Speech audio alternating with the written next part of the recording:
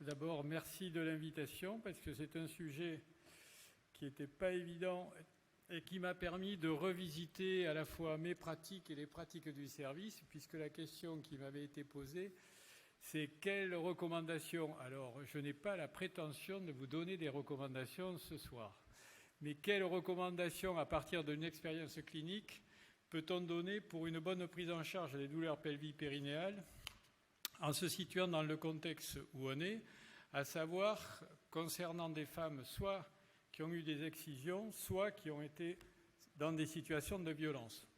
Alors, pour rester dans le cadre du sujet qui m'avait été imparti, je vais vous faire cheminer tranquillement entre un petit peu les violences et les problèmes des excisions, les phénomènes de la douleur, et après je vous dirai un petit peu quelques-unes des réflexions et vous en prendrez ce qui vous plaît ou on le critiquera dans la discussion à la fin. Mais je voudrais revenir sur deux notions.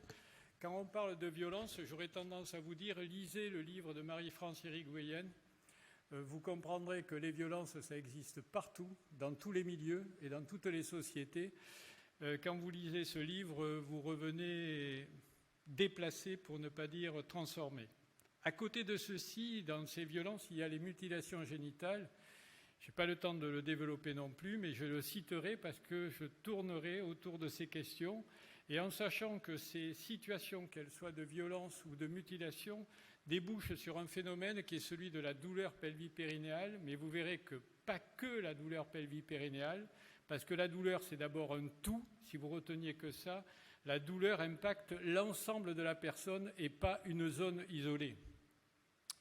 Et si nous sommes attentifs, puisque nous travaillons dans le domaine de la gynéco-obstétrique, une femme sur 6 est concernée par ce problème, une femme sur 6, et 15 à 20% de nos consultations gynécologiques, si on sait poser les questions, sont sous-jacentes à ce problème-là, et ce n'est pas dit.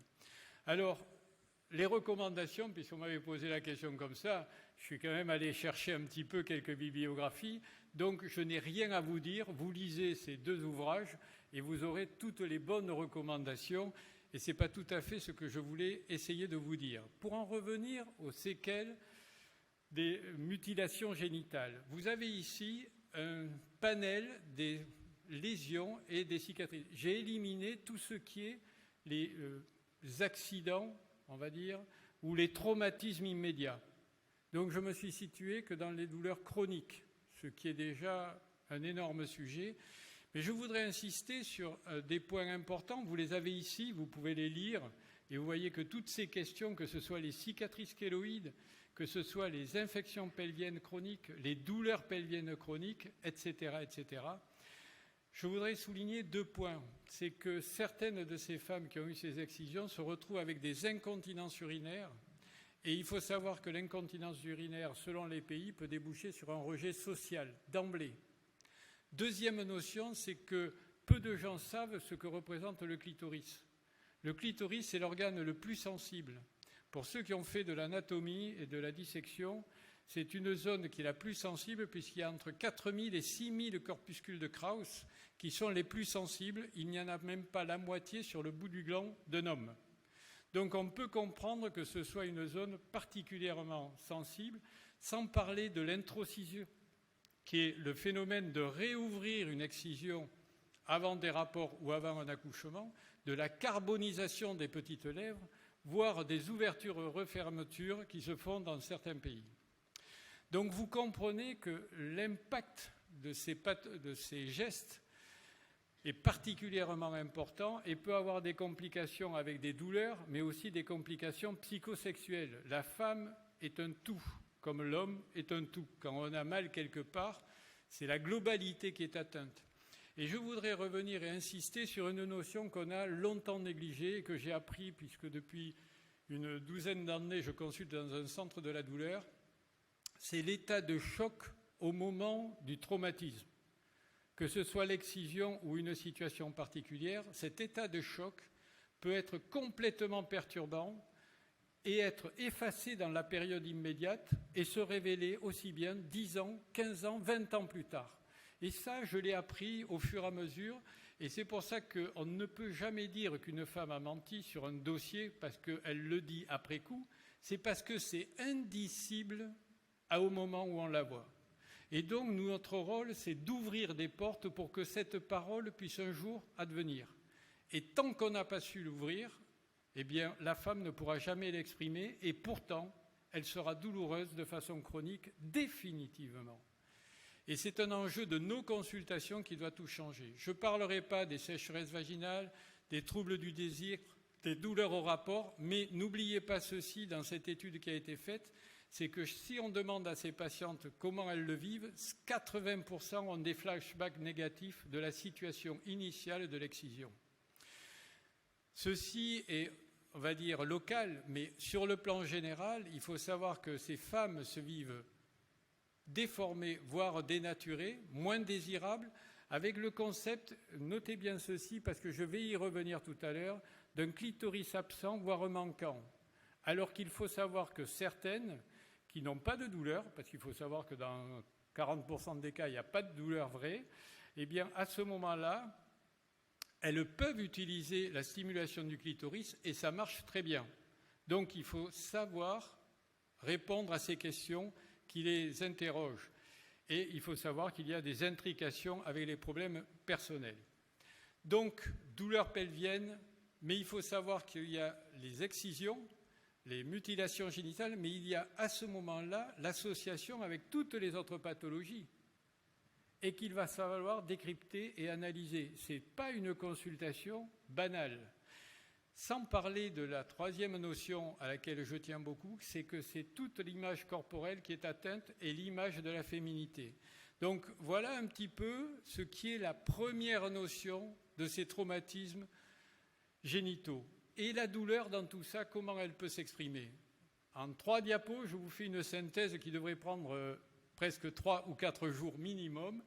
Vous voyez que la douleur, aujourd'hui, on est arrivé à se rendre compte que la douleur, que ce soit pour l'homme ou pour la femme, j'allais dire, là je parle des dames, mais si vous voulez, c'est une sensation désagréable et qu'il peut y avoir ou non une lésion. C'est-à-dire que même lorsque la femme se plaint d'une douleur, s'il n'y a pas la lésion à l'endroit où elle a la douleur, ce n'est jamais le médecin qui a raison, c'est la femme qui a raison, comme l'homme qui a mal qui a raison. Donc c'est le patient qui a raison. Et ce qu'il faut retenir un petit peu de ceci, c'est que la douleur, elle est à la fois cognitive, sensori-discriminative et émotionnelle. Et ce qui veut dire qu'on peut se retrouver avec une expression de la douleur qui n'est qu'à ce niveau et qu'on a du mal à gérer parce que nous avons tous été formés à la notion d'une anatomie et d'une lésion. Alors, deuxième élément important, c'est que lorsqu'il y a une douleur qui se répète, je vous ai dit qu'une douleur brutale, isolée, peut devenir chronique.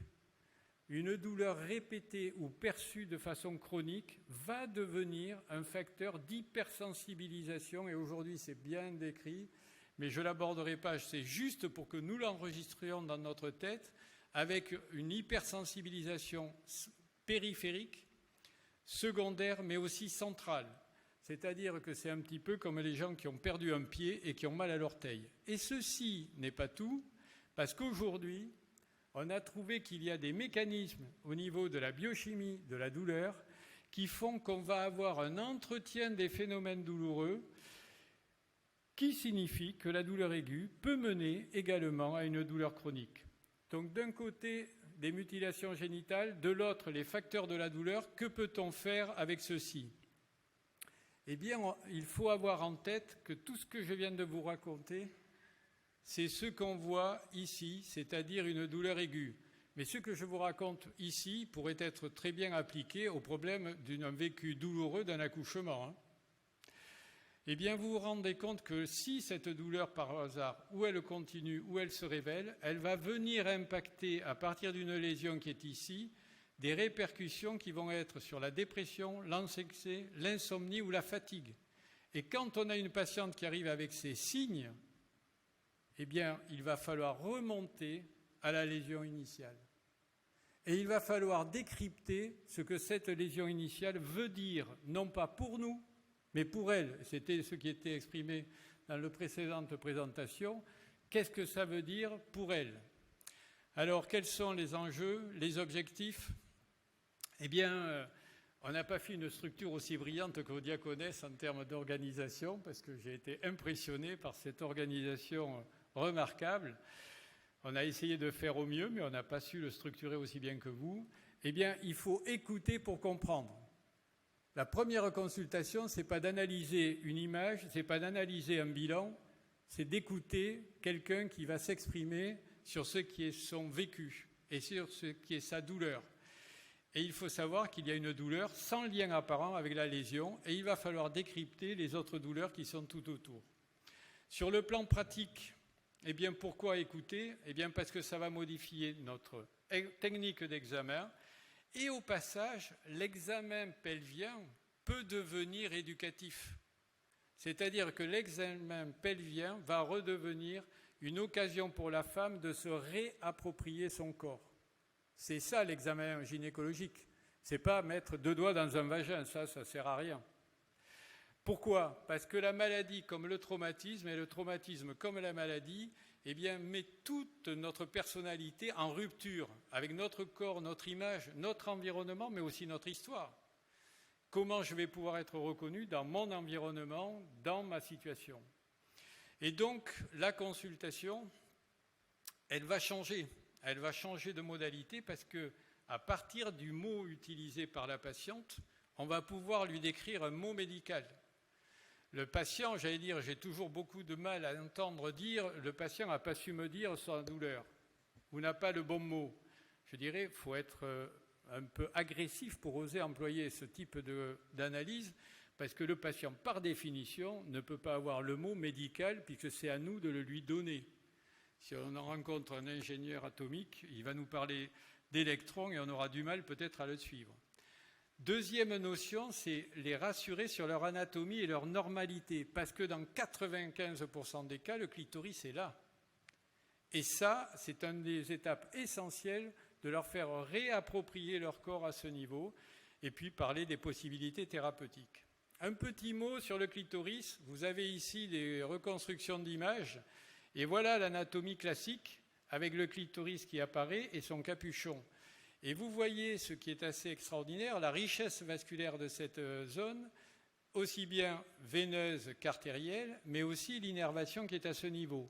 Et ce qui vous explique que même lorsqu'il y a une excision, très souvent, le clitoris, en tout cas, est présent dans les 2/3 parce que le clitoris n'est pas limité à cette petite bille ici. Il a tous les corps du clitoris qui sont ici et vous les avez représentés à ce niveau et qui sont présents et qu'on peut retrouver. Donc, les femmes, eh bien, ce qu'elles attendent, c'est aussi qu'on les accompagne dans leur démarche à elles, et c'est pour ça qu'il faut une équipe pluridisciplinaire et qu'il faut qu'elle reste l'acteur de sa prise en charge, en tout cas de son orientation.